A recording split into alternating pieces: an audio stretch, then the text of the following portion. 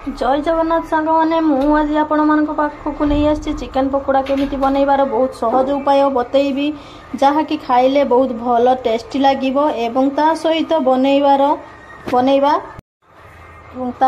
बनइबा आमे पुदीना चटुनी जहाँ सहित आपण ताकू खाई पारिबे। चलतु आमे एथर रेसिपी तैयारी करिबा। एठारे मु 700 ग्राम रो चिकेन नेइछि एवं ताकू भल भाबरे धोई देइछि एवं सेथिरे 1 चामच लूण देबा आउ 1 चामच छोट लाल मिर्ची गुंड देबा अदा रसुण रो पेस्ट देबा एवं एथिरे आमे किछि लेंबू रस ऐड करिबा।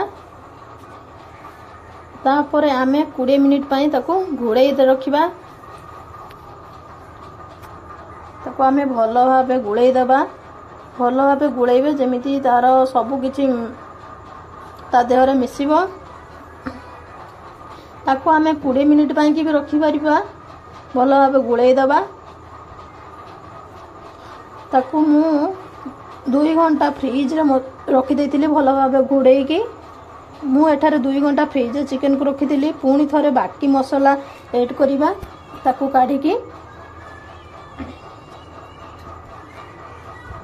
एथरे आमे लंका किछि कंचा लंका किछि हळदी किछि धनिया को एमिति आपण माने हाथ रे दळे की मध्ये देई परिबे।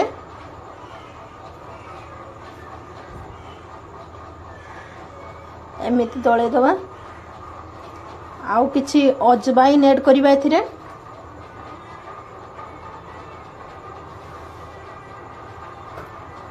किछि जीरा पाउडर ऐड करिबा आउ किछि कस्तूरी मेथी ऐड करिबा। एथिरे पुनी गरम मसला ऐड करिबा आउ गोटे अंडा एथिरे भांगी के आमे दबा। अंडा देले कोन होबो ना जिनिसटी नरम आ सॉफ्ट रहइबो। तो भलो भाबे एमिति गुळेई दबा एमिति अंडाटी समस्तଙ୍କ देहरे से लागि पारिबो। आमे एठी 2 चामच बेसन दबा एवं 2 चामच कॉर्नफ्लावर पाउडर दबा।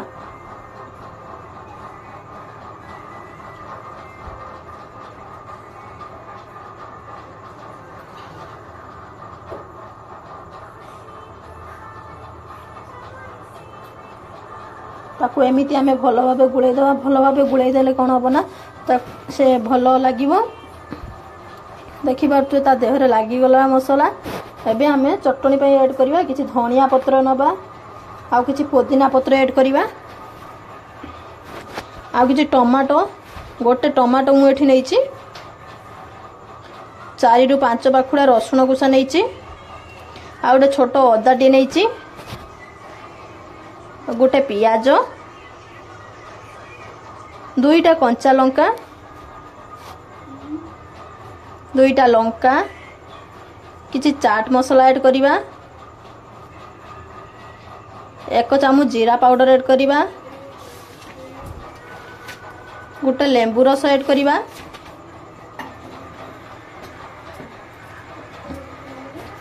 आउ एथिरे आधा चामच लूण दबा कला लूण जहाँ को आमे बिट लूण बोली कहि थाउ आउ 1 चामच दही सेतरे ऐड करैबा या को नै कि आमे पेस्ट करि नबा जहाँ सहित एई चटनी खाइबा बहुत बहुत टेस्टी लागिवो। जहाँ सहित भी आपण खाइबे बहुत टेस्टी लागिवो।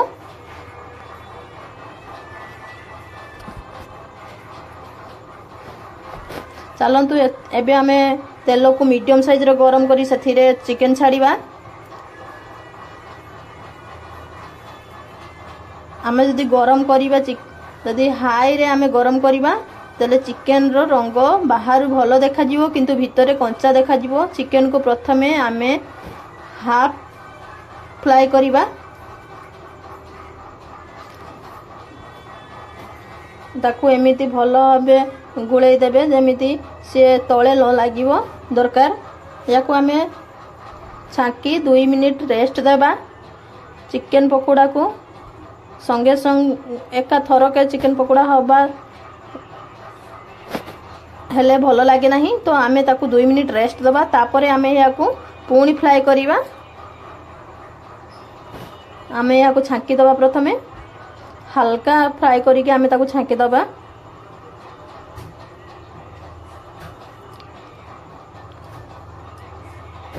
ताको एक कपड़ा रे रखिबा ताको आमे हल्का भाव रे एमिति करिबा जहा फल रे ता देहरु थिबा तेल अंशटी संपूर्ण भाव बाहरी जीवो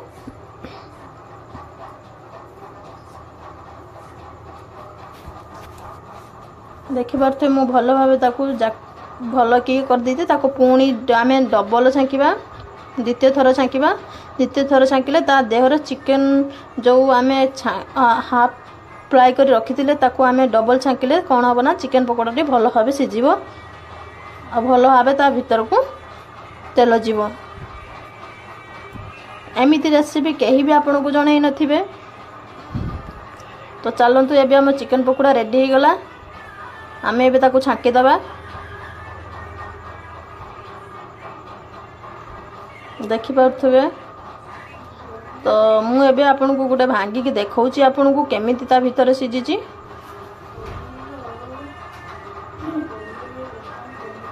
चलंतु भांगीबा ताको